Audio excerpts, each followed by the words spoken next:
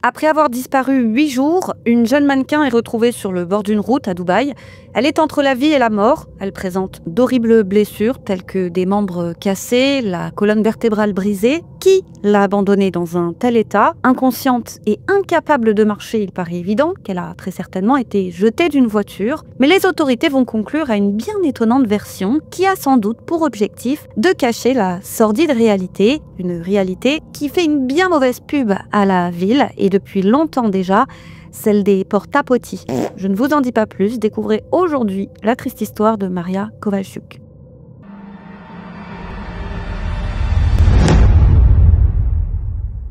Comme toujours les amis, n'hésitez pas à liker la vidéo et à vous abonner si ce n'est pas déjà fait. L'histoire du jour s'est passée récemment, puisque c'est dans la nuit du mercredi 19 mars 2025 qu'une jeune femme a été aperçue par des automobilistes sur le bord d'une route d'Ubaiyot. Elle est blonde, mince, et a priori âgée d'une toute petite vingtaine d'années. À leur arrivée, les secours pensent qu'elle est morte, mais son cœur bat encore. Son pouls est faible, certes, mais elle est toujours vivante. La pauvre a perdu connaissance, elle est couverte de sang et son corps est comme désarticulé. De toute évidence, elle a plusieurs fractures. Elle n'a aucun papier d'identité sur elle, même pas un téléphone, rien. Ses blessures sont impressionnantes, sa colonne vertébrale est brisée. Chacun de ses bras et de ses jambes présente des fractures. De toute évidence, quelqu'un l'a déposée là, comme il n'y a de traces de sang que sur son corps et comme de toute façon elle ne pouvait pas marcher. Elle est entre la vie et la mort et doit être conduite de toute urgence à l'hôpital afin d'y être opérée.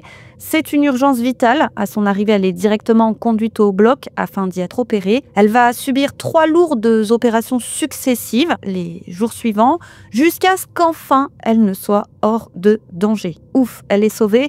Mais son état est épouvantable. Elle ne peut plus bouger à l'exception de ses lèvres. Mais elle ne peut plus parler. Par chance, les médecins sont catégoriques, elle se remettra de ses blessures et avec une rééducation, elle sera de nouveau capable de marcher et de parler. En attendant, assommée par les médicaments, il est impossible de l'interroger. Mais alors, qui est-elle? Vous pensez bien que tout ce temps, les policiers d'Ubaiyot n'ont pas chômé. Et c'est sans trop de difficultés qu'ils ont réussi à découvrir son identité. Il s'agit d'une jeune femme de 20 ans d'origine ukrainienne, une certaine Maria Kowalczuk. S'ils ont pu l'identifier aussi facilement, c'est qu'elle est portée disparue depuis 8 jours.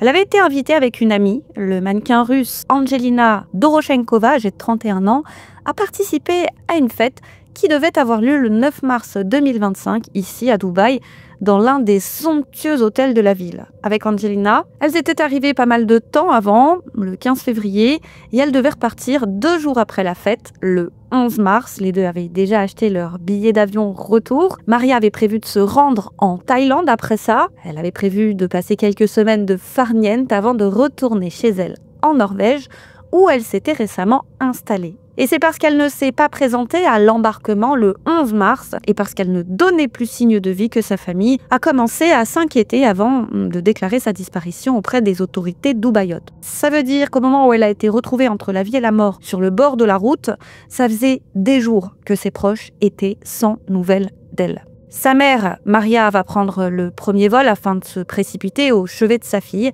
Elle est soulagée d'apprendre que ses jours ne sont plus en danger, mais en découvrant son état, elle est sous le choc. Maria est recouverte de la tête aux pieds de plâtre, de bandages. On dirait qu'un camion lui a roulé dessus. Alors vous imaginez bien que la première chose que la maman veut savoir, c'est qui a fait ça à sa fille. Anna en est sûre. C'est probablement dans le cadre de ses activités de mannequin que sa fille est tombée dans un piège. Elle est certaine qu'elle a été séquestrée et V. Elle n'a aucun doute là-dessus. Et voici donc plus précisément qui est Maria.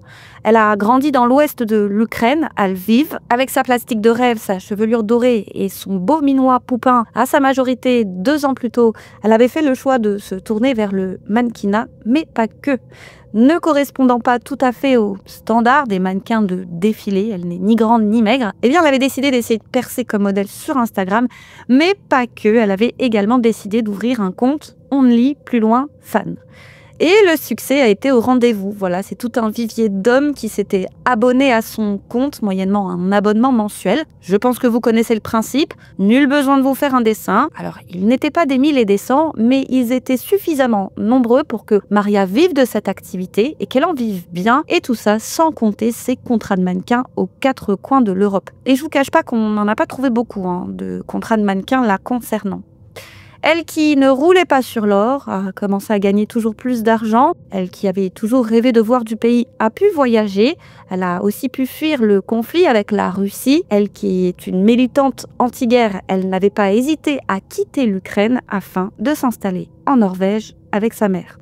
La jeune Maria était donc sans arrêt en voyage professionnel, mais pas que, voyage tout court. Dans la fleur de l'âge, elle était bien décidée à en profiter. En regardant ses réseaux sociaux, nul doute qu'elle devait jouir d'un train de vie assez luxueux. Et ce n'est pas que pour des vacances qu'elle est venue à Dubaï. Elle avait été invitée, tout comme son amie Angelina, à participer donc à cette fameuse fête où il était supposé y avoir des professionnels de la mode. Et on a beaucoup parlé, par le passé, de ce milieu, de ces sordides coulisses, notamment avec l'affaire Abercrombie & Fitch. On vous a déjà expliqué que pour espérer percer dans le mannequinat, généralement, le talent ou l'apparence ne suffit pas. Alors, il faut avoir de la chance, certes, mais il faut surtout avoir les bons contacts. Donc, pour pouvoir taper dans l'œil des professionnels, il faut, tel un acteur ou encore un politicien, avoir un bon réseau. Et pour ce faire, il est important d'être vu et donc de participer à toutes sortes d'événements. Voilà, c'est comme ça, il faut jouer le jeu. Il faut donc, à ces aspirants wannabe, naviguer en eau trouble, le milieu étant parsemé de vautours et autres prédateurs. Et ce n'est pas pour rien que le mannequinat est considéré à ce jour comme une voie royale vers la prostitution. La frontière peut vite être floue et mal accompagnée, sans le sou ou avide de succès, certains modèles n'hésitent pas à passer le pas. Et c'est sans compter toutes ces substances qui pullulent et qui sont utilisées soit pour garder la ligne, soit pour bien d'autres choses. Encore une fois, inutile de vous faire un dessin. En somme, c'est une activité qui peut s'avérer dangereuse et on est loin, très loin des strass et des paillettes. Alors une jeune femme comme Maria peut vite représenter une proie pour des personnes mal intentionnées. Et donc comme je vous le disais, à l'origine, Maria et Angelina avaient été invitées à cette fameuse fête avec des professionnels du milieu. Elles avaient alors décidé de lier l'utile à l'agréable et de passer leurs vacances à Dubaï. Maria avait même prévu d'y fêter son anniversaire, sauf qu'en cours de séjour, Angelina avait finalement décidé de retourner chez elle. Plus tôt que prévu, elle avait donc modifié son vol retour et était partie quelques jours avant la fameuse fête. Elle avait donc laissé son amie seule à Dubaï les quelques jours qui lui restaient à passer là-bas. Pas de problème pour Maria, elle a l'habitude de voyager seule, elle est du genre sociable, donc les deux s'étaient quittés avec un gros câlin promettant de se revoir bientôt. Et c'est là que les choses vont basculer. Comme Maria est très proche de sa mère, Anna, elle avait l'habitude de l'appeler très souvent, tous les jours ou tous les 2 jours. C'était un peu sa meilleure amie, sa confidente, elle aimait passer du temps avec elle au téléphone et ne manquait jamais de lui raconter ses folles aventures. Et le lendemain de son anniversaire, la veille de sa disparition, elle avait appelé sa mère pour lui raconter qu'elle avait passé du temps avec 2 hommes qu'elle avait rencontrés récemment. Elle lui a dit les avoir rencontrés lors d'une fête à laquelle assistaient des cheikhs, donc des personnes puissantes. Et puis, elle disparaît. Et c'était le 9 mars, le jour de la fête, 10 jours seulement avant la découverte de son corps. Et sa disparition avait été signalée 2 jours plus tard. C'est au moment où elle ne s'est pas présentée à l'embarquement de son vol retour et après 48 heures de silence. Donc Anna avait décidé de contacter sans attendre son ambassade à Dubaï pour déclarer la disparition de sa fille. Et comme Dubaï a la réputation d'être une ville sûre, c'est sans surprise que la police locale s'est aussitôt mise à la recherche de Maria. Donc c'était le jour même, le 11 mars. Anna, aidée d'Angelina et de sa famille, ont commencé à remuer ciel et terre afin de retrouver Anna. Ils ont appelé tous ses contacts, ont relayé autant que faire se peut des avis de recherche sur les réseaux sociaux. La nouvelle s'est répandue jusqu'en Ukraine, pays d'origine de Maria. Elle a fait la une de plusieurs médias et tous se demandaient alors ce qui avait bien pu arriver à leur ressortissante.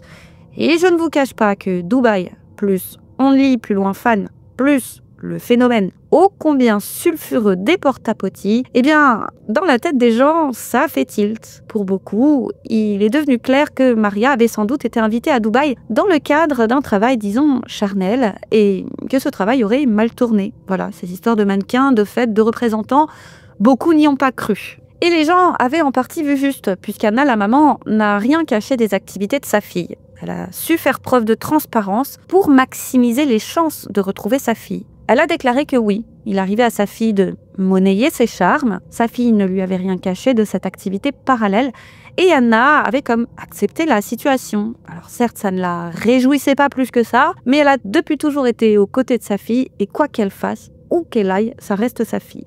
Et je pense que vous connaissez déjà bien cette histoire de porta-potty. C'est le nom qui a été donné à ces femmes recrutées par de puissants hommes à des fins charnelles, là-bas à Dubaï, mais pas que. Puisque porta-potty signifie pot de chambre. Et qu'est-ce qu'on fait avec un pot de chambre? Eh bien, on y fait ses besoins. Dans le temps, les pots de chambre étaient pas mal utilisés. C'est tout simplement l'ancêtre des toilettes. Ils étaient utilisés la nuit afin d'éviter de sortir de la chambre et comme il n'y avait pas de sanitaire. Et puis, c'est au cours du XXe siècle que ces pots de chambre ont progressivement disparu. Et si ces femmes sont surnommées ainsi, c'est qu'à Dubaï, les prestations charnelles sont réputées être extrêmes. Tout a commencé il y a une dizaine d'années. C'était bien avant tous ces only plus loin fans. Ces femmes, originaires des 4 coins du monde, étaient alors recrutées via les réseaux sociaux, la plupart du temps Instagram. Les prestations étaient prévues à l'avance dans le cadre d'un arrangement préalable, donc l'influenceuse savait d'avance ce qui l'attendait et elle devait respecter une clause de confidentialité afin de protéger l'identité de ses riches clients. Et c'est avec une photo de sa tête et de son passeport qu'à l'époque tout était entériné. Et bien sûr, plus la somme négociée est élevée et plus les prestations exigées sont folles. Elles peuvent impliquer des mineurs, voilà. On veut que le petit Intel, fils d'un Émirati qui a 13 ou 14 ans, devienne un homme, si vous voyez ce que je veux dire.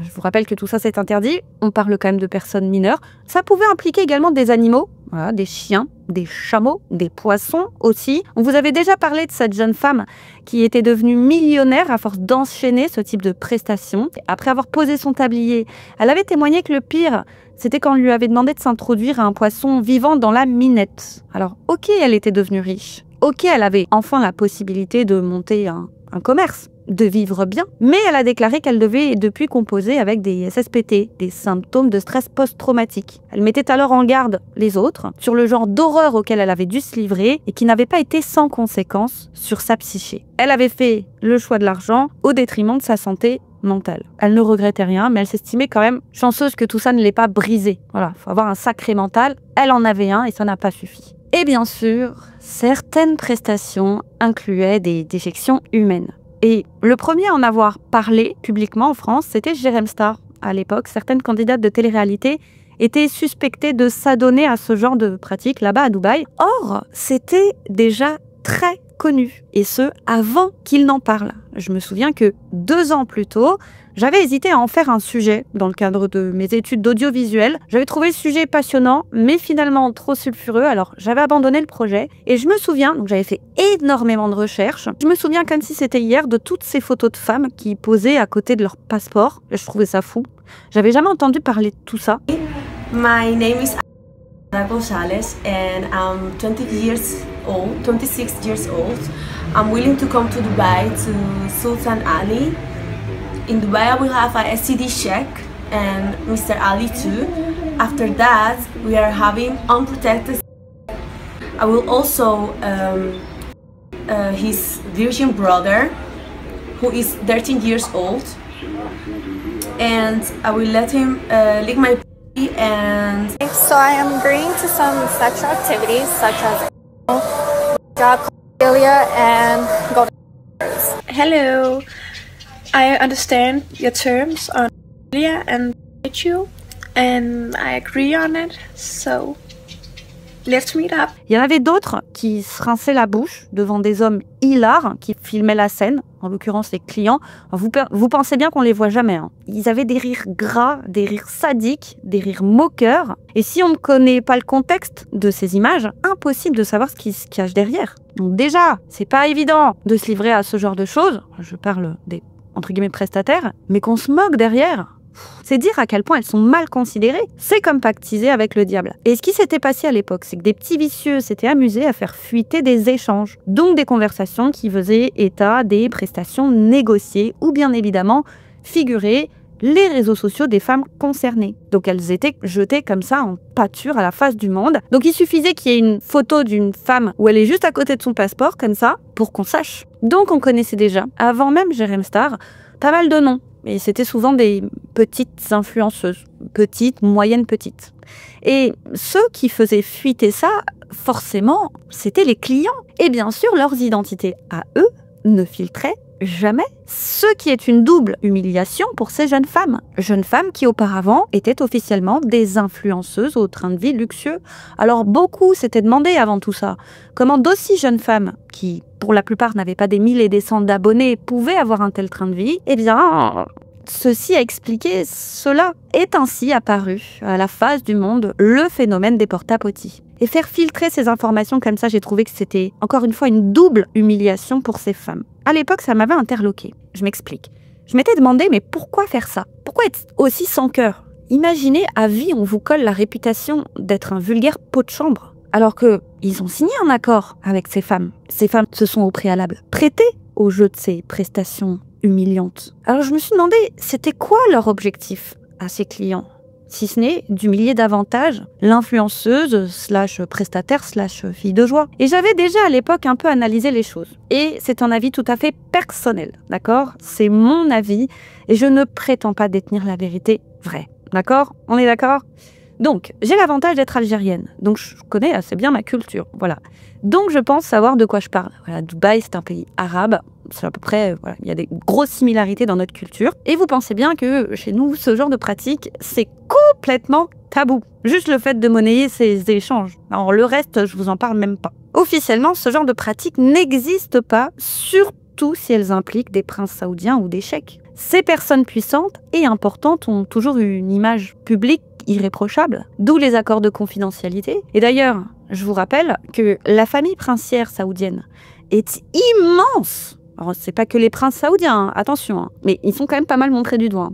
Et c'est une famille si immense, dites-vous, que les membres ne se connaissent pas tous. C'est une longue et vaste dynastie. C'est pas 10, 15 ou 20 personnes. C'est des centaines, voire des milliers de personnes.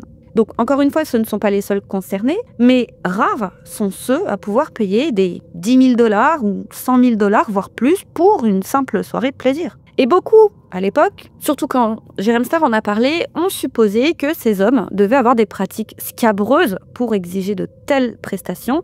Mais personnellement, je ne pense pas. Oui, parmi eux, il doit y en avoir qui aiment impliquer des animaux ou du popo, mais je ne pense pas que ce soit le cas de l'immense majorité des clients. Non. Je pense que le véritable plaisir que prennent ces hommes puissants et richissimes derrière tout ça, c'est de rire de l'humiliation dans laquelle ils mettent ces femmes.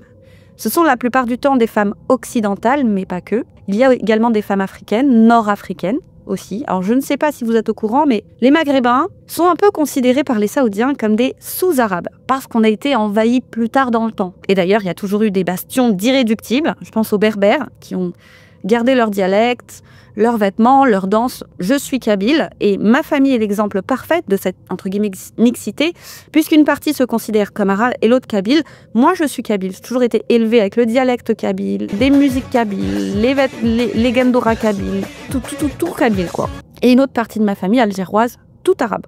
Et donc, Algériens, Tunisiens, il y a également les Chaouis et j'en passe. Et donc, Algériens, Tunisiens, Marocains sont un peu considérés par certains Saoudiens comme des êtres qui leur sont inférieurs, qui ne sont même pas capables de parler l'arabe littéraire. Alors, la femme noire, je ne vous en parle même pas. Arrêtons de faire les hypocrites. Et donc, j'ai toujours instinctivement pensé que ces hommes devaient prendre un plaisir tout particulier à humilier les femmes occidentales et les femmes africaines. La femme occidentale, parce que c'est une PUTE, et la femme africaine en règle générale parce que c'est une sous-merde. Voilà, une sous-merde. Et donc, certains éprouvent à l'encontre de ces femmes une sorte de dédain, de haine également pour ce qu'elles représentent, puis le tout mixé avec de l'attirance. Enfin, Je fais là une généralité, les amis. N'oubliez jamais que le diable est dans les détails et qu'il y a des exceptions à tout. Et encore une fois, ce n'est que mon avis. Donc, mon avis, c'est que les voir s'enfiler des poissons ou des Doberman, c'est pas forcément leur truc. C'est quand même sacrément de niche comme délire. Et statistiquement, on retrouve quand même de génération en génération une proportion assez similaire de personnes ayant ce genre d'attrait. Donc je pense pas qu'il y ait un cluster comme ça qui se soit formé à Dubaï. Non, je pense que d'un point de vue logique et empirique, c'est là la pratique en elle-même qui leur confère du plaisir. Mais non, c'est encore une fois de voir ces femmes s'humilier. Ils en rient, ils se moquent, ils se sentent supérieurs, tout puissants. Je me souviendrai véritablement à vie des rires des clients quand la femme se rinçait la bouche sur le balcon. Elle venait probablement tout juste de boire leur jus de pomme ou de manger leur, excusez-moi, je vais employer des mots un peu annexes, mais on se comprend, leur cake au chocolat. Alors c'est bon. Pourquoi derrière la filmer comme ça, rire, se moquer? Et je vous parle de cet exemple-là, mais il y en a plein d'autres. C'est celui-là qui m'avait marqué. Un amateur de ce genre de pratique, c'est la pratique en elle-même qui lui procure du plaisir, pas le reste. Je m'explique. On va s'attarder un peu sur la entre gros guillemets chocophilie. Voilà, je remixe le nom de la pratique, mais on se comprend. Puisqu'on parle à tout va de porte-à-potis sans véritablement expliquer les choses. C'est quoi exactement la chocophilie? Eh bien, sachez que la chocophilie n'est pas considérée comme une maladie, c'est plutôt considéré comme un intérêt, disons, atypique. Toutefois, elle devient une maladie psychiatrique lorsque la personne ne peut plus s'épanouir autrement que par elle, et si elle ne peut plus vivre normalement à cause de ça. Et c'est donc le fait de ressentir du plaisir à soit tout simplement parler de cake au choco, soit à jouer avec, ou même à en manger. Donc contrairement à ce qu'on pourrait penser, la chocophilie n'implique pas nécessairement de relation charnelle. C'est l'intérêt pour le chocolat en lui-même qui est d'ordre charnel. Alors les études sont rares, il n'existe pas à ce jour une seule et unique façon d'expliquer la chocophilie, mais il y a un consensus, voilà. On estime qu'elle trouve généralement son origine dans des expériences ou émotionnelles vécues pendant l'enfance ou l'adolescence du chocophile. Comme l'a si bien déclaré le psychanalyste Alain Héril, je cite, « En psychologie, on observe souvent que les personnes ayant subi des abus dans l'enfance s'enferment ensuite dans un processus et reproduisent continuellement le schéma ou le scénario du traumatisme subi. Les victimes essayent en quelque sorte de trouver du plaisir dans ce qu'ils ont vécu pour mieux l'accepter et surtout mieux le comprendre. Car pour eux, c'est insensé. C'est si insensé qu'ils vont plus ou moins consciemment reproduire des situations similaires à ce qu'ils ont vécu pour essayer de les comprendre. Voilà, la nature est ainsi faite. L'être humain est passionnant. Pour se protéger, la personne va, sans même s'en rendre compte, assimiler ce qu'elle a vécu dans le seul but d'essayer de l'expliquer, de l'intégrer, de le comprendre pour que ce soit tout simplement plus supportable.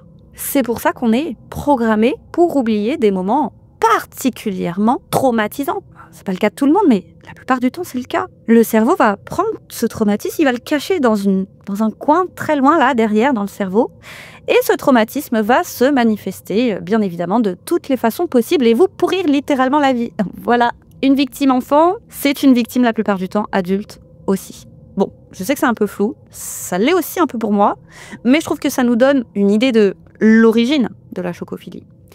Donc je doute fort que tous ces clients d'Ubayotte aient été victimes dans leur enfance de tels traumatismes. Non, non, non, encore une fois, la probabilité qu'il y ait un cluster à Dubaï et nulle part ailleurs dans le monde, non, j'y crois pas. Voilà.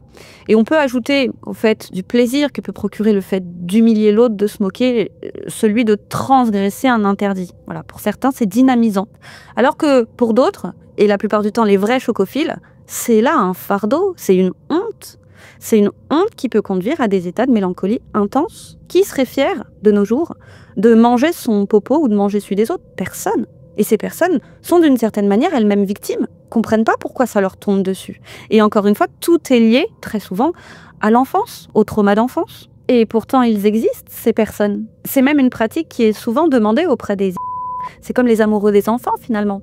On n'en connaît généralement aucun, et pourtant, oh qu'ils sont nombreux, mais ils se cachent. Et donc je m'étais dit, pourquoi aller payer à prix d'or des Instagrammeuses pour faire ce genre de prestations, alors que des professionnels acceptent ce genre de pratique? Il y en a à foison. Alors pourquoi vouloir volontairement faire appel à des novices et les payer des 10 000 $, 20 000, 30 000 ou plus pour les convaincre de le faire, alors qu'une professionnelle habituée à la chose ne demanderait jamais une telle somme? Jamais! C'est pas les tarifs. Donc, j'ai trouvé que ça n'avait pas tellement de sens. Ce qui fait que je pense que parmi ces clients de Dubaï, seule une infime partie est véritablement chocophile. Les autres, ils veulent soit juste humilier l'autre, soit faire quelque chose d'extraordinaire, soit se marrer d'une scène aussi improbable. Vous savez, il y a des gens qui savent plus quoi faire de leur argent, ils ont quasiment tout fait et ils repoussent toujours un peu plus certaines limites.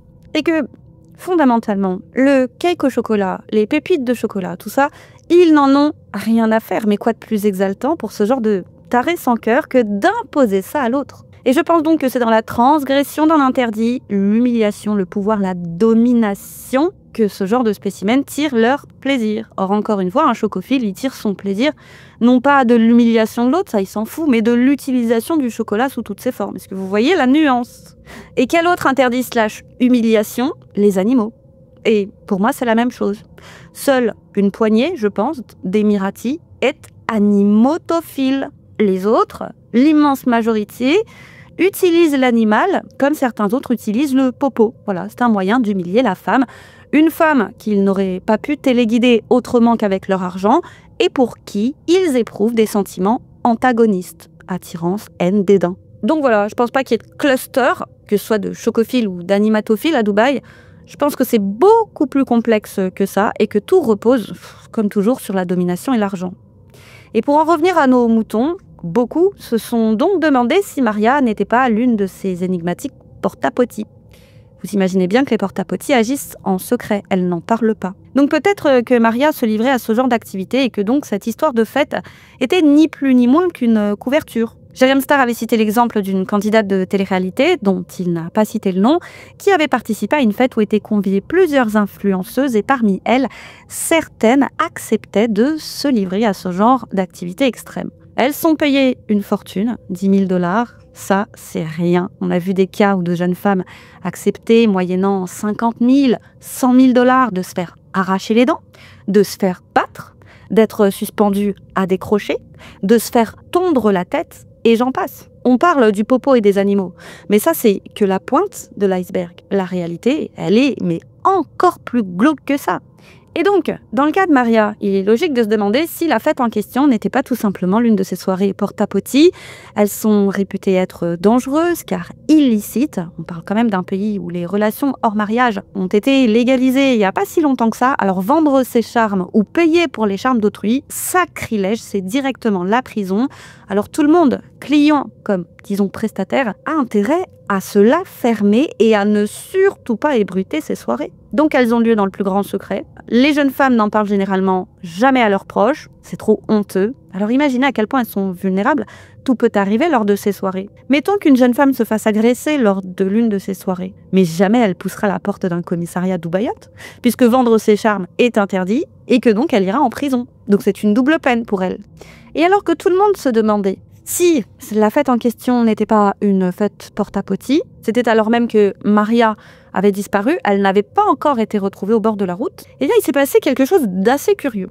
L'organisatrice de la fête a contacté la maman de Maria, je sais pas comment elle a fait, peut-être qu'elle est passée par Angelina, parce qu'elle avait le contact d'Angelina. Me demandez pas qui est cette organisatrice, hein. Ne me demandez pas. Eh bien elle a confirmé que c'était bel et bien une fête à laquelle devaient participer des gens du milieu de la mode, ni plus ni moins, et selon elle, Maria ne s'est jamais présentée à la fête. Dit-elle vrai, dit-elle faux? Mystère. Mettons que ce soit vrai. Si Maria n'a pas assisté à cette fête pour laquelle elle était venue à Dubaï, quelque chose l'en a empêché. Quoi? Qui? Impossible de le savoir. Mais pour la maman, une seule certitude, Maria est forcément tombée dans un piège. Elle a dû être appâtée et le reste est bien mystère. Et quid des deux hommes du milieu de la mode? Donc, tout le monde s'attendait à ce que la police dubaïote aille dans ce sens, que la police fouille dans les contacts professionnels de la jeune femme, qu'elle contacte cette mystérieuse organisatrice, qu'elle cherche à identifier ces deux hommes du milieu, mais non, pas du tout. Voilà que, aux surprises, à peu près 48 heures après que Maria n'ait été retrouvée sur le bord de la route, et alors que Maria est toujours plongée dans le coma et trimballée de salle d'opération en salle d'opération, la police dubaïote annonce qu'après, je cite, une minutieuse enquête, une enquête de 48 heures, pour un dossier pareil, faut me dire comment elle peut être minutieuse. Eh bien qu'après, je cite, une minutieuse enquête, ils en sont arrivés à la conclusion qu'il s'agit là d'un accident. Oui, d'un accident. Selon la police, Maria se serait aventurée seule dans l'un des chantiers en construction de la ville et aurait fait une mauvaise chute, tombant d'une hauteur importante. Voilà, ceci explique cela. Quant au reste, à savoir comment elle s'est retrouvée sur le bord de la route, où elle était pendant 8 jours, eh bien circuler, il n'y a rien à voir. J'ai rarement vu plus bancal comme version. Elle est ridicule cette version. Mais bon, comment vous pouvez expliquer que quelqu'un a tous ses membres fracturés, si ce n'est qu'il est tombé d'une très grande hauteur? Et sachez que la police dubaïote a eu l'outrecuidance de déclarer dans un communiqué officiel, je cite, « Le public et les médias sont priés de s'abstenir de partager des informations non vérifiées et de respecter la vie privée de la victime et de sa famille en cette période difficile. » Traduction, hop, on arrête de parler de ces histoires de porte-à-potis. Et oui, c'est pas bon pour l'image de la ville. Et vous imaginez bien que cette version bancale n'a pas satisfait la maman à ce stade. Elle n'attend qu'une seule chose, c'est que sa fille soit en état de lui dire ce qu'il s'est véritablement passé. Mais le problème, c'est que Maria est sans arrêt dans un état second à cause des médicaments, sans compter qu'elle a, comme je vous le disais, temporairement perdu l'usage de la parole. Alors, je me suis dit, mais elle n'a qu'à prendre un stylo pour écrire. Elle peut pas bouger. Mais on va y revenir. Alors en attendant, sa maman est montée au créneau. Interrogée par le média russe Shot, elle n'a pas hésité à déclarer qu'elle conteste le récit de la police, que c'est faux, mais que malheureusement, elle ne peut pas en dire plus à cause de l'enquête en cours. Quant aux médias ukrainiens, ils n'ont pas tardé à relayer la version des autorités et ils ont été pour le moins dubitatifs. Les médias ukrainiens montrent du doigt, ainsi que russes, ces deux mystérieux hommes, soi-disant du milieu, et ils se sont demandé pourquoi les autorités les ont aussi vite écartés de l'affaire. Mais aussi et surtout, c'est quoi cette histoire de chantier? Que Maria se soit seule, après avoir disparu des jours, amusée à pénétrer par effraction dans un chantier fermé de nuit et qu'elle se soit amusée à grimper comme ça les échafaudages avant de tomber, c'est peu probable. Et puis ça explique pas du tout pourquoi elle a été retrouvée au bord d'une route. Elle était incapable de marcher et même de rester en position assise. Elle pouvait même pas se traîner. Alors, qui l'a déposée sur le bord de cette route, loin de tout chantier en construction? Ça n'a pas de sens. Non, ce qui a plus de sens, c'est qu'une voiture se soit arrêtée et jeté le corps de Maria avant de fuir à toute vitesse. La configuration des lieux s'y prête parfaitement, encore une fois. Et autre chose de perturbante, la maman de Maria n'a pas été autorisée à rendre visite à sa fille les premiers jours. Et maintenant qu'elle a pu, la voilà qui a reçu l'interdiction de s'exprimer par voie de presse. Et en soi, c'est vrai, il faut éviter de le faire quand une procédure est en cours, quand une enquête est en cours. Mais peut-être aussi qu'elle a reçu des pressions. Si au début elle parlait beaucoup par voie de presse, elle se fait discrète désormais. Mais elle semble quand même malgré tout déterminée à savoir ce qui s'est passé. J'imagine qu'elle fait comme elle peut. Donc, cette affaire sensationnelle a rapidement fait le tour des réseaux sociaux, aux États-Unis, ici, en France, bref, tout le monde en a parlé.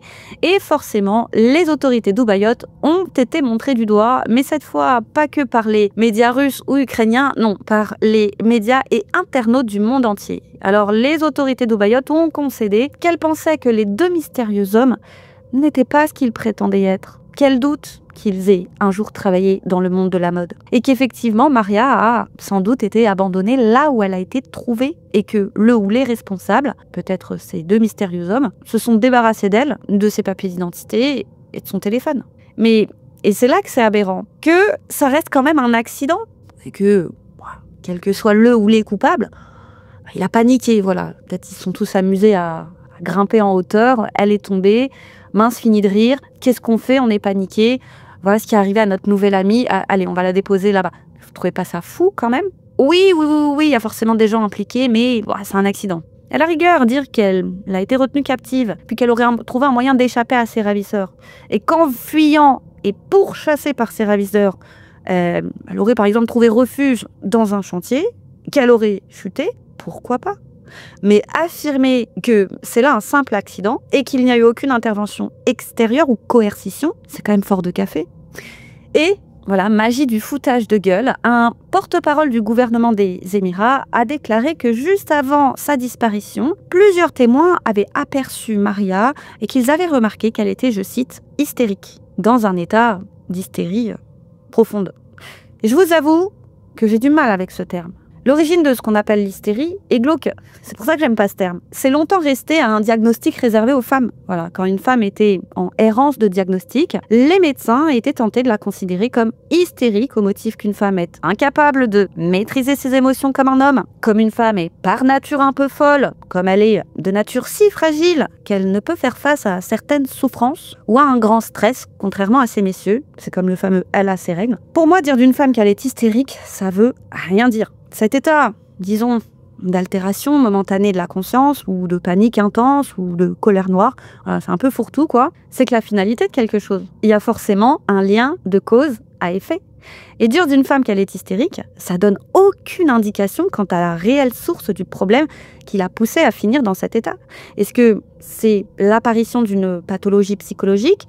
Est-ce que c'est la manifestation d'un choc traumatique? Est-ce que c'est de cette manière qu'elle va exprimer une colère profonde, je sais pas, par rapport à une situation insupportable qu'on la force à vivre, etc., etc. On ne sait pas. Donc c'est un peu moyenâgeux pour moi que de dire d'une femme qu'elle est hystérique sans plus. Et quand bien même elle l'était, à cause de qui? À cause de quoi? Je vous rappelle qu'elle a eu sa mère à peu près au moment de sa disparition et qu'elle allait parfaitement bien. Moi, je pense que cette histoire d'hystérie, c'est quand même une bonne excuse pour expliquer les incohérences du scénario de la police. Et encore une fois, on me la fait pas. Hein. Je suis algérienne, je connais ma culture. Hein. Je les connais. Je connais beaucoup de spécimens. Moi, j'ai lu en filigrane que les policiers sous-entendaient ainsi que c'est un état de folie passager qui serait la cause de sa disparition et de son accident. Je trouve même qu'on essaye en filigrane de nous faire intégrer l'idée que son hystérie aurait pu être induite par la consommation de substances ou le mal du pays. Et on pourrait même aller plus loin. Un only F, on lit plus loin femme, égale femme un peu zinzin. Et oui, se livrer à ce genre d'activité dans les pays arabes, c'est vraiment, mais vraiment pas acceptable. Et juste fréquenter des hommes, en fait. Attention, ça dépend des régions du monde, ça dépend des familles. Et ce qui est sûr, c'est qu'on place souvent sur les épaules des jeunes filles le poids de la réputation de leur famille tout entière. Et agir de la sorte, ça équivaut à déshonorer sa famille publiquement, et ce sur plusieurs générations. Dans les cas les plus graves, un frère, oncle, cousin, peu importe, peut être prêt à tout pour rétablir cet honneur perdu. Soit on chasse le problème, soit on le supprime. Alors, déjà, la femme de petite vertu est généralement considérée comme un peu zinzin. Et si on ajoute à ça le fait que Maria était hystérique au moment de sa disparition, on insinue qu'elle n'était pas qu'un peu zinzin, mais très zinzin. Et je doute que les policiers d'Ubayotte aient une quelconque forme d'empathie pour ce profil de femme. C'est limite « cheh, c'est bien fait pour toi. T'avais qu'à pas être une péripatéticienne. T'as voulu battre le pavé, et ben voilà ce qui arrive. » Ils en ont rien à fiche d'elle et de ce qui lui est arrivé. Et c'est parce que l'affaire a fait le tour du monde et qu'elle a jeté l'opprobre sur la réputation de la ville que les autorités sont en train de faire semblant de s'y intéresser. Mais sauf retournement improbable de situation, tout ça, comme d'habitude, ce sera glissé sous le tapis. Vous en connaissez beaucoup, vous, des histoires de porte-à-potie où on sait qui est le client? J'en connais pas, aucune. Alors imaginez quand même le degré d'hypocrisie de la part des autorités d'Ubayotte de ne pas parler de la thèse la plus évidente, celle de rapports tarifés qui auraient mal tourné. Et que font les gouvernements dans ces cas de figure? Ils font de l'autruche. En Malaisie, par exemple, destination privilégiée des amoureux des enfants, c'est un pays très religieux, la Malaisie, eh bien, quand une petite victime est identifiée, les associations qui aimeraient s'occuper du après, à savoir du rétablissement psychologique de la victime, eh bien, sont souvent empêchées d'agir. Pourtant, ça ne coûte rien au gouvernement. C'est pris en charge par les associations. Mais non, on les empêche d'agir au motif que les laisser faire, c'est d'une certaine manière avouer l'existence d'un problème. Un problème endémique qui officiellement n'existe pas, alors qu'on sait que la Malaisie, c'est the plaque tournante avec une poignée d'autres pays des amoureux des enfants. Forcément, tout ça, les médias ukrainiens et russes, et d'autres encore le savent. Ils n'ont pas hésité à pointer du doigt l'inactivité et les mensonges éhontés des autorités d'Ubayotte. Mais il est quand même utile de préciser que les amis et la famille de Maria ont toujours catégoriquement nié que la jeune femme ait un jour participé à des fêtes porta-potty. Vendre ses charmes, oui, d'accord, pas de souci, mais il ne faut pas aller trop loin. Et je dois vous avouer que ça n'a pas convaincu grand monde, d'autant plus que les journalistes du média MASH se sont penchés sur l'affaire. Et je crois que c'est un média russe. Et en fouillant dans le passé de Maria, ils ont découvert un profil en ligne lui appartenant. Alors, petite parenthèse, vous devez vous demander ce que vient faire la Russie dans une affaire qui concerne une ressortissante ukrainienne. Eh bien, souvenez-vous, l'amie de Maria, Angelina, est d'origine russe. Et elle a fait tout son possible, son maximum pour faire ébruiter l'affaire. Et elle avait réussi dans son pays. Voilà, parenthèse fermée. Donc les journalistes se sont penchés sur cette affaire et en fouillant dans le passé de Maria, ils ont découvert un profil en ligne, profil lui appartenant, sur un site spécialisé où elle proposait des services pour adultes, hommes comme femmes, en l'occurrence à Barcelone, pour 500 €. Voilà, c'était là un tarif de base qu'elle se réservait le droit d'augmenter dans le cas où les clients seraient plusieurs à la fois. Alors si c'est vrai, c'est pas toutes les professionnels qui acceptent plusieurs clients en même temps. Donc imaginez que Maria ait pu être une porte-à-potty, c'est pas si déconnant que ça. Et les journalistes de MASH ont aussi découvert que Maria avait longtemps lutté contre une dépendance à des substances illicites. Alors je ne sais pas lesquelles, elle était guérie au moment des faits. Et puis se balader comme ça avec des substances à Dubaï, je crois que l'alcool n'y est même pas autorisé. Alors faut pas avoir peur, hein. Donc je pense pas. Donc comme je vous le disais, Anna, la maman, n'a pas nié les activités de sa fille, mais elle reste convaincue que sa fille est bien partie à Dubaï dans l'espoir de lancer sa carrière de mannequin. Quant aux autorités d'Ubayotte, elles font clairement de la rétention d'informations, puisqu'on a appris par voie de presse, après que des informations aient filtré on ne sait comment, que les premiers rapports médicaux de Maria écartent totalement la thèse d'une chute. Selon les médecins, les blessures de Maria ont été infligées volontairement par une ou plusieurs personnes. ces blessures ne correspondent pas à quelqu'un qui tombe d'un échafaud. Et chacun y va donc de sa propre théorie. Je suis tombée sur un site qui en a même fait un sondage, boardpanda.com. Ils avaient posé la question, que pensez-vous qu'il soit arrivé à Maria Kovalchuk à Dubaï? Il y avait plusieurs propositions. 1% ont cliqué sur « Elle est tombée accidentellement d'un chantier de construction ». 28% ont cliqué sur « Elle essayait d'échapper aux clients ». 60%, donc la majorité, ont eu un peu plus de réserve. Ils ont cliqué sur « Elle était impliquée dans une situation dangereuse » et les 10 derniers pourcents ne se sont pas prononcés. Et donc voici ce qui se serait vraisemblablement passé. Je ne mettrai pas ma main à couper, mais je trouve qu'on a quand même une vague idée dans l'ensemble de cette histoire. Sachez qu'en temps normal, d'ailleurs, j'évite de traiter des affaires qui sont encore en cours de résolution, mais je me suis dit que traiter cette affaire maintenant ou plus tard, c'est un peu la même chose. Puisque je mets ma main à couper, par contre, qu'on ne saura jamais l'identité des bourreaux. Peut-être même qu'on n'en saura jamais plus. Je me suis dit maintenant ou jamais, après tout, on parle de personnes richissimes et ultra puissantes. Des cheikhs, des princes, de puissants hommes d'affaires. Alors, au-delà du fait que cette affaire véhicule une mauvaise image, vous pouvez être sûr que ces hommes-là, ils sont protégés. Ils doivent avoir mais le bras tellement long et je ne sais combien de contacts au sein de la police et du gouvernement. Alors vous pensez bien que Maria, tout le monde s'en fout. Donc rappelons qu'elle n'est toujours pas à ce jour en capacité de témoigner. Donc qui sait ce qu'elle dira quand elle sera en mesure de parler? Je pense qu'on la fera taire ou qu'elle se taira d'elle-même parce que tu peux rien faire. Surtout si elle a la complicité des forces de l'ordre. Et puis je pense que Maria n'est pas stupide. Elle a survécu miraculeusement. Vraiment, on l'a laissée pour morte. Les gens se sont débarrassés d'elle parce qu'ils pensaient qu'elle était morte. Et ils ont peut-être dû prendre son pouls, il était trop faible, ils n'ont pas senti, ils l'ont jeté. Donc elle sait que c'est un miracle si elle est encore en vie, et que parler pourrait certainement signer son arrêt de mort. C'est comme les victimes de P. Diddy. Pourquoi elles n'ont pas parlé plus tôt? Parce qu'il est trop puissant et trop dangereux, et qu'aucune de ces victimes ne voulait qu'on ne pose de contrat sur leur tête, si vous voyez ce que je veux dire. Donc voici ce qu'il se serait passé selon le média The Sun, mais aussi selon la plupart des médias ukrainiens et russes ayant investigué, à quelque chose près. L'événement auquel devait assister Maria est une fête porta-potty où ont été conviées plusieurs autres femmes, principalement des influenceuses originaires d'anciens États soviétiques. Et on l'a vu, on ne paye pas une jeune femme comme ça une fortune pour des rapports, disons, classiques. Il était convenu d'avance qu'elle fasse des choses assez extrêmes. Donc, elle est allée à la fête ou non, impossible de le savoir vraiment. Bon, peut-être qu'elle a changé ses plans à la dernière minute et qu'elle a suivi les deux hommes qu'elle avait rencontrés récemment. Ou peut-être qu'elle a fait ce qu'elle avait à faire à cette fête et qu'elle a ensuite suivi plusieurs hommes qui s'y trouvaient, ou les deux hommes du milieu de la mode. Peut-être bien que tout s'est déroulé lors de la fête à l'abri des regards, peu importe. Une seule chose est sûre, il est plus que probable que les choses ont tout simplement dégénéré. Je dirais même qu'elles ont dégénéré parce qu'elle s'est retrouvée en face de dégénérés, un ou plusieurs.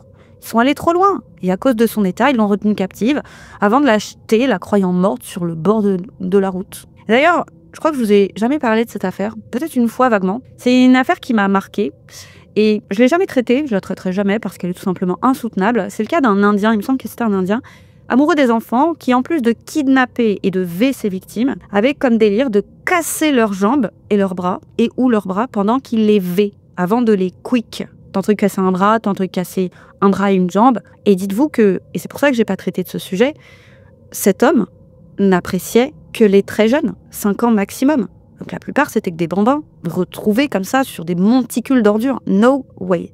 Moi, je pense que Maria est tombée sur un malade du genre. Parce qu'on a parlé de chocophilie, mais il n'y a pas que la chocophilie. Il y en a, ça va être les animaux, il y en a d'autres. À l'image de cet Indien, je ne savais pas que ça existait, mais ça existe. Son truc à lui, c'était, il n'arrivait pas à ressentir du plaisir s'il ne cassait pas un bras ou une jambe alors qu'il s'en prenait à sa victime. Il y a autant d'intérêts comme ça, bizarres, qu'il n'existe finalement d'être humain. Je pense qu'elle est tombée sur un gars comme ça, qui n'a pas pu s'empêcher, un sadique de la pire espèce, accompagné d'autres qui devaient rire aux éclats. Parce qu'imaginez le degré quand même de folie pour en arriver à péter tous les membres de quelqu'un, ça j'avoue, je m'en remets pas. Et ça, entre autres choses, on sait pas ce qu'elle a enduré encore. Normalement, dans ce genre d'affaires, on sait, on ausculte la personne au niveau de son entrejambe, vous voyez ce que je veux dire, pour savoir ce qui s'est passé. On sait pas. Et donc, alors même qu'elle avait accepté le jeu de l'humiliation, ça n'a pas suffi. Ça n'a pas satisfait cette bande de sales types. Et ça m'a fait penser à ceux qui riaient là comme des gorets en filmant la jeune fille sur le balcon qui venait déjà de faire ce qu'elle avait à faire, quoi. Donc à ce jour, on n'en sait pas plus. Est-ce qu'elle a été blessée grièvement au cours de la fameuse soirée ou après? Est-ce qu'elle a été retenue captive? Bon, ça, vu qu'elle a donné qu'une nouvelle, c'est certain. Mais dans quel état? Puisqu'on ne sait pas. De quand datent ces blessures? Les autorités dubaïotes n'ont jamais communiqué là-dessus, alors que de nos jours, un médecin est tout à fait capable d'estimer approximativement à quand remonte une blessure, en fonction des bleus, etc., de la couleur des bleus, etc. Alors peut-être qu'elle a passé 10 jours à être malmenée, toujours un peu plus chaque jour, peut-être que ça a donc dégénéré peu de temps avant que son corps ne soit retrouvé, peut-être que ça a commencé bien avant, impossible de le savoir. Mais je trouve que dans les grandes lignes, encore une fois, on a quand même une idée de ce qui a pu arriver à Maria. Et encore une fois, je doute qu'elle n'obtienne justice. Et petite parenthèse, quand j'entends que Maria ne peut pas parler, ok d'accord, qu'elle ne peut pas écrire, ok d'accord, mais on peut toujours communiquer. Ouvre la bouche si c'est oui, ferme la bouche si c'est non, tu vas prendre 10 ans à communiquer avec l'autre, mais tu peux communiquer. Alors je trouve ça bizarre, on sait que maintenant sa mère est à son chevet. Est-ce qu'elles ne subissent pas des pressions? Est-ce qu'elles attendent peut-être de quitter le pays pour pouvoir s'exprimer? Et en parlant de quitter le pays, elle est dans le beau drap, Maria, parce que si elle n'a pas d'assurance voyage. Si son assurance voyage ne prend pas toutes les opérations qui coûtent une fortune qu'elle a subies, elle ne peut pas quitter le pays. Parce que pour pouvoir quitter Dubaï, pour un étranger, il faut qu'il s'acquitte de ses dettes d'hôpital. Tant qu'elle n'a pas payé jusqu'au dernier centime, Maria ne peut pas quitter le pays. Donc elle est dans une situation quand même qui n'est pas facile. Moi je trouve qu'elle a vraiment intérêt à se la fermer, à partir, et puis ensuite, si le cœur lui en dit, une fois qu'elle est à l'abri, qu'elle parle. Voilà les amis, sachez que j'ai quand même entendu parler d'une théorie que j'ai trouvée assez intéressante, celle de l'accident. Vous allez me dire, mais tu te moques de nous? Non, non, non, pas d'un accident dans un chantier, non. Mais souvenez-vous, je vous ai dit que certaines porte-à-potis acceptaient par exemple d'être suspendues à des crochets métalliques. Bon, après, il se passe des choses encore plus sombres. Mais peut-être que Maria a été suspendue n'importe comment et que la hauteur était aberrante et qu'on l'a mis dans une position ubuesque et qu'elle est tombée. Donc je sais pas, on l'a poussée contre les murs. Bon bref. Je vais conclure cette histoire par les paroles de Radha Strigling, qui est PDG de Detained in Dubai, détenue à Dubaï, une association qui vient en aide aux femmes dans le pays, dans la ville plus particulièrement. C'est une experte en droits de l'homme. Elle a déclaré, je cite, « Dubaï est constamment présenté comme une destination sûre, glamour et sans criminalité. Mais pour de nombreuses femmes, la réalité est celle du traumatisme, de l'injustice et du silence. Au fil des ans, j'ai travaillé avec de nombreuses femmes qui ont été vées, droguées, agressées ou enlevées aux Émirats arabes unis, puis traitées comme des criminels lorsqu'elles ont tenté de porter plainte. Les Émirats arabes unis ne sont pas aussi sans criminalité qu'on le prétend. Cette affaire met en lumière un phénomène plus large de maltraitance, trop souvent passé sous silence, ignoré et totalement absent des statistiques criminelles.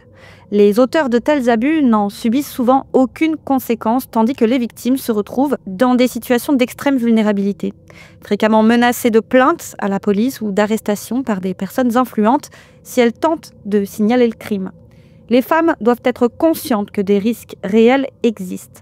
De tels cas sont rarement reflétés dans les statistiques officielles de la criminalité du pays et les ambassades omettent généralement de publier des avertissements concernant ces dangers avant le voyage. De nombreuses victimes ont eu trop peur de signaler leur agression ou leur vée aux autorités, conscientes qu'elles risquaient elles-mêmes d'être arrêtées. Au lieu de ça, elles nous ont confié les abus subis ou, dans certains cas, ont parlé aux médias après leur retour sains et saufs chez elles. Le système judiciaire de Dubaï laisse régulièrement tomber les victimes de violences S, en particulier les femmes étrangères. Nombre d'entre elles ont trop peur de signaler les crimes, sachant qu'elles risquent d'être arrêtées en vertu des lois morales obsolètes. Certaines victimes sont dans des hôtels, se réveillent traumatisées et se font dire par la police qu'elles seront inculpées si elles portent plainte. Cela ne peut plus continuer. Les Émirats arabes unis doivent être tenus responsables d'avoir blanchi leur réputation tout en dissimulant des crimes graves. Tant que les femmes ne pourront pas signaler leurs agressions sans crainte de représailles et que les auteurs ne seront pas poursuivis, quel que soit leur statut, Dubaï ne pourra pas prétendre être une destination sûre. Une véritable réforme est attendue depuis longtemps. Les touristes et les expatriés ne doivent pas croire à tort que Dubaï est sûr, alors que des agressions graves et violentes continuent de se produire. Voilà, les amis. Voilà. Dites-moi ce que vous en pensez. Je sais pas, je suis jamais allée à Dubaï. J'aimerais bien quand même y aller un jour, comme j'aimerais visiter tellement d'endroits dans le monde. Donc je suis pas là pour leur jeter la pierre, mais véritablement pour jeter la pierre à ce système. Mais voilà, c'est quand même important de montrer le dark side, quand même, de quelque chose. Pas que les bons côtés. C'est tout pour aujourd'hui donc. Cette affaire semble garder encore pas mal de mystères, alors peut-être qu'on en saura plus tard, ou peut-être que non. En tout cas, vous savez désormais ce que l'on sait de cette affaire, qui fait en ce moment pas mal de bruit. Comme toujours, n'hésitez pas à liker la vidéo si vous avez apprécié notre travail, et à vous abonner si vous voulez découvrir toujours plus d'affaires. Quant à moi, je vous dis à très vite sur YouCrime pour une autre triste histoire, les amis.